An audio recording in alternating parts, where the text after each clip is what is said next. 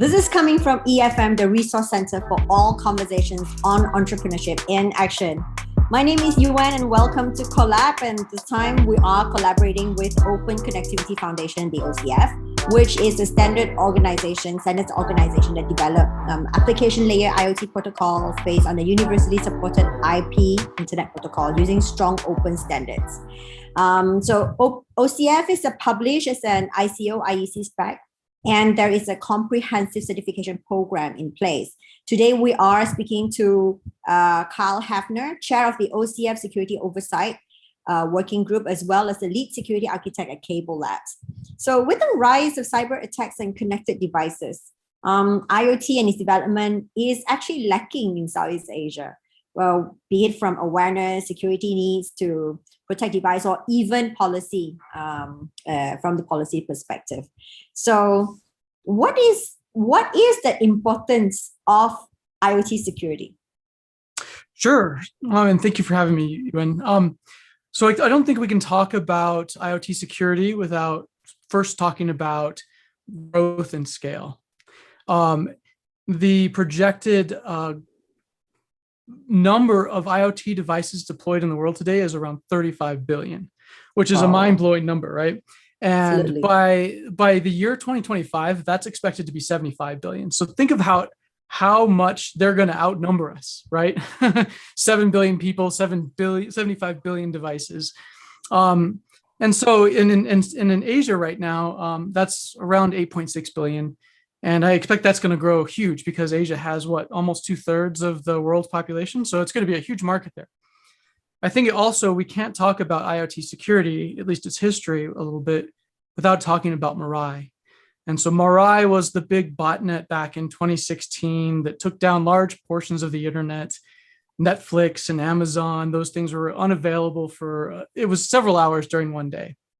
Short amount of time, but the effects of this have been huge ever since then. And it's interesting to note that Mirai is still around today. It's still infecting devices, and it's been updated. So it's able to infect more devices now than it did back in 2016. So it's still a problem.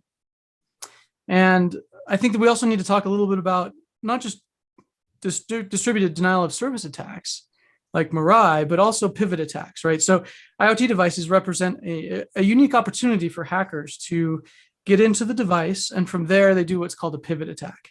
They infect the device, and then they can use that to scan the local network. And there was an interesting scenario from about 2018 where hackers got into a fish tank that had sensors and monitors to do the temperatures on the fish tank and everything, and they were able to pivot from there and get into the financials of the casino. So it's a big problem, and it's going to become bigger, right? Yeah. How does that even correlate? How does it happen? Well, so once you're inside the network, because you're able to take advantage of some vulnerability in the IoT device, then you can use that and then scan the network, because that device had insight into the network. They wanted to be able to control things, so they gave it permissions that they probably shouldn't have, right? So amazing. I never thought about connecting that with everything else. So maybe moving forward, we need to start thinking that everything is connected. So if everything is connected, then security for every little thing matter, right? So yes, specifically because our conversation would be for Southeast Asia. And I know obviously where you are coming from, your part of the world. The kind of standards have been raised, the policy have been put in place in many places. There are many groups, even Cable Labs is really working on that. And OCF is coming up with standards on what IoT security should be. What are your thoughts about raising the level of awareness in Southeast Asia? Okay, so for Southeast Asia, and this is kind of generally what's happening around the world, after Mirai, it really woke everybody up to the problem of IoT security, right? And this has happened in United States and Europe, and I'm sure Asia is looking at it as well, where they've developed several baselines for IoT security, right? And so these baselines have their basic, network and cybersecurity things, but they're applying them to IoT devices. And we have a lot of these baselines that have come out. They're from the United States, there's NIST, and Europe has ETSI and ENISA. The UK has a one. And I did look up a little bit, actually, and Malaysia has a national IoT strategic roadmap. And they list in there, they don't go into specifics as to the actual security that's required for IoT devices, but they do mention that one of the main drivers for adoption and to enable it is security and privacy. So it's really important all over, and Asia is no exception to this, for sure. So who should we specifically be targeting this conversation to? IoT manufacturers or companies that is about to deploy a lot of IoT into their processes and systems and the way their businesses are running. So where or how shall we start? Right. So I'll answer this kind of from the perspective of OCF, right? So OCF it's the work of tens of thousands of hours of the world's best engineers and security professionals. And what we did with OCF is we made sure that security was built into the design by default, right? It actually makes it harder to deploy an OCF device that's insecure than to deploy an OCF device that is secure, right? And that's the key, right? You got to make security so easy that it's the only option. There's a couple of issues with that and IoT devices, right? There's kind of some tension in the markets, right? IoT devices by their nature have to be really cheap, right? And so designing strong security into inexpensive devices is difficult. The more things you add to them, like secure and protected environments where you can protect your public keys, those kinds of things, they cost extra money, right? And so when we talk about IoT security, we cannot forget to mention the economics of it too. And so I think that as consumers demand more security from their devices and more privacy, as they should, this will increase manufacturers' desire to build them secure. And as we get more and more of these, then those more expensive elements that are required for stronger security will get cheaper and cheaper. And I think that's kind of what everybody needs to start recognizing and looking at. So which means we need to double up on the awareness both on the consumer companies as well, and then making that push back onto companies manufacturing them. So what is the OCF standard of IoT security that we are talking about? And how do manufacturers or companies or IoT companies, designing companies have access or join? Sure. So OCF has many levels that companies can join at. There's special discounts for nonprofits, for educational institutions, those kind of things. Joining OCF is one great way to get involved. You can get involved with, talking with the work groups and actually working on changes to the specification if your company has a specific need. One recent example of that is one company wanted to add end-to-end security. And so we did that it's called OSCORE. And so end-to-end security means that it's encrypted from the device all the way through the cloud to another device, which means you don't have to trust the cloud at all, which is a great thing, right? And so they wanted to really promote that. And so it's built into the specification now. Other ways of getting involved is OCF has an open source initiative called IoTivity, specifically IoTivity Lite, right? That's the main branch of it now. And anybody can join that and contribute code and get involved that way. And what is OCF working on right now when it comes to IoT security? Sure. So we're looking at more efficient ways of getting your device onto your home network and joined to your smart home, right? So there's two steps, right, generally, where you have to get the device onto your Wi-Fi, and then you have to get the device talking to all of your other devices. We want to make that one step that puts all the credentials for getting onto the network, also the same ones to get onto your smart home, right? So it's a one-stop shop. You basically take a picture of the QR code and it gets it onto your Wi-Fi safely and securely, and then also joins it to all of your other like OCF devices, for example. So that's very consumer targeted, like very specifically onto the Correct. Yep. consumer. So when that happens, what you're doing is to allow then more awareness within the consumer consumption, and then doing that to demand for better IoT being manufactured with already security in it. But what is the cost? What sort of economy we're talking about? Earlier, you were saying that it all boils down to the cost, right? How expensive are we, and how far are we from it being deployed as a must-have? So IoT in general, so I guess going back to economics, right? Consumers can always, their voices are loudest when they're spoken with their wallets. And I think that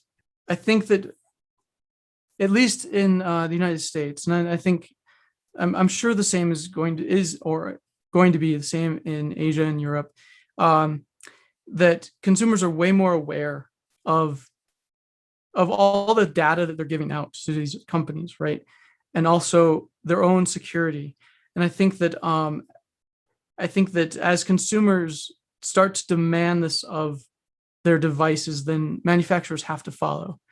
I think we've seen this, Apple, for example, makes their whole business model is geared towards producing this sense of privacy and security within their products. And I think that other IoT devices need to follow suit with that and promote that this is the most secure and private that you can have. So even in terms of, we just talk about pure consumerism, right? And I mean, even if we were to buy things off the shelf, it's really not stated on the box or the packaging, the level of security that we're asking for. We don't even know to begin with. What should we be looking out for? What should we be asking? What should be the minimum labeling that should be on boxes so that we can feel secure? So how are we going to move this forward unless there's like a proper activism, a huge activism drive around this? Otherwise, this is like sounding like a really slow process. Of course, it's necessary process, but how do we quicken this? So you do have to be careful with labels because people can misinterpret labels, right? I think we've seen that across the board with other things like energy efficiency. People don't understand it. They don't really get it. But, I think that ideally, and I'll again put my OCF hat on again, that if you can have a label that maps to a secure protocol such as OCF, right? So when you get an OCF device certified, it goes through hundreds and hundreds of tests to get certification, right? And the only way you can put the OCF label on your box is go through that certification. So the ideal is that consumers would associate that label with the OCF certification label with the high security that's built into OCF. And I think that some of the work we've done with the mappings between those baselines we mentioned earlier help manufacturers be assured in the security that is built into OCF. And so you can go to governments that are pushing back on saying, hey, well, you need to make secure IoT devices, and the manufacturers can say, oh, well, we've made it to this standard, so we get all this stuff with that, kind of packaged in. So. And what about time frame, for example? When you said that, they're just, in terms of processes, that you just have to go through like a lot of different steps before you are OCF certified. So how long is this process we're talking about? And also, is it cost effective?